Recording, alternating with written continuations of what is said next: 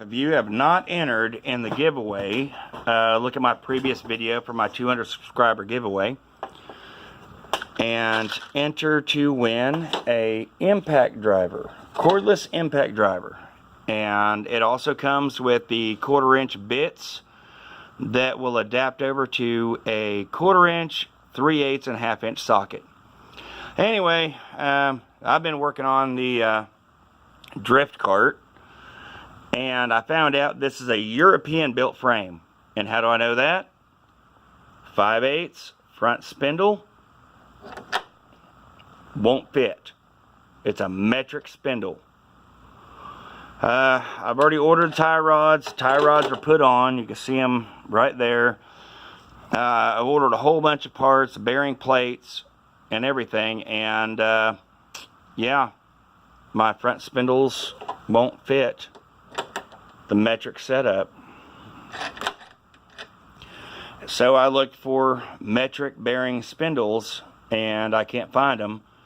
So I've ordered a set of new spindles for the front, and these are 2 inch, and the only spindles that I could find that'll work are 2 3/8, so I'm gonna have to plane the spindles down to fit.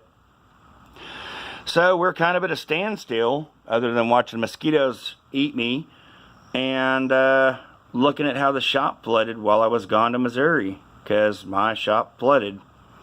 It also washed out my driveway, so I've got a lot of work to do there. The rear spindles, or the rear hubs, fit really well on the 1 inch axle. Thank goodness it's not a metric axle, or I would be ordering a new axle.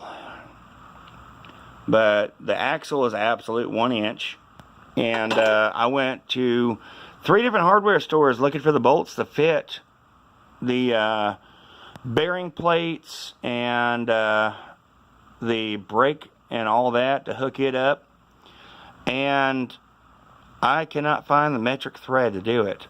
Closest I could find is 7 mil by 1.0, and they're a 7 mil by 1.25. It's kind of a weird size, so we can't get those. So we're going to wind up drilling out the holes that mount the rear axle. We're going to drill these out and run nuts and bolts clean through. Yeah, these mounting holes here, here, and on the other side, we got to drill those out, put nuts and bolts on them.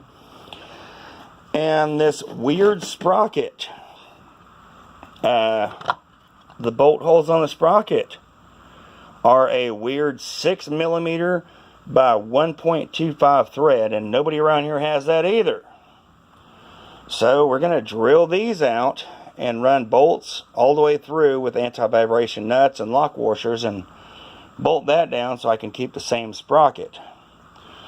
I mean, that's the only way that I can do this without buying a new sprocket and cutting these nuts here off the back and welding new nuts on with a different thread.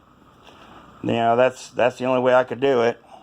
But the motor mount plate works, so that's a good thing. We can mount the motor.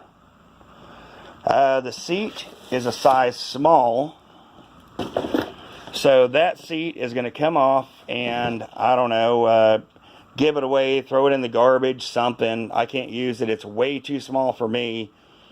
But I've got a sign here that describes me and Brad really well. I got it at work. Did not take it off of a street, so you guys don't need to worry about that. But we got this sign, and we're going to cut and bend this sign and make that into the seat for the cart. And I was thinking about using these for the motor mount bolts. You know, make sure we can hold that engine down. But Brad said that's kind of overkill. So we're going to go with the standard grade 8 5/16 bolts to mount the motor. It's been a long day, I'm telling you. I've been sitting here arguing and cussing and fussing with this thing for a while, and kind of discouraged about the spindles being metric. But what are you going to do when you do a build like this? And, you know, I mean, I could just cut these off here and weld the bolt I need on there, which would be a 5/8 shaft bolt. But I'm going to order regular spindles. We're going to do it right because I expect this cart to be pretty quick. Oh, anyway, I'm going to get started on this again, and we're going to be working on a build video for this cart whenever parts come in and I can get some more done on it and not be ate up by mosquitoes. But I gotta go out in my driveway and shovel gravel, guys. It washed out bad. So yeah, it's got ruts. We'll see ya.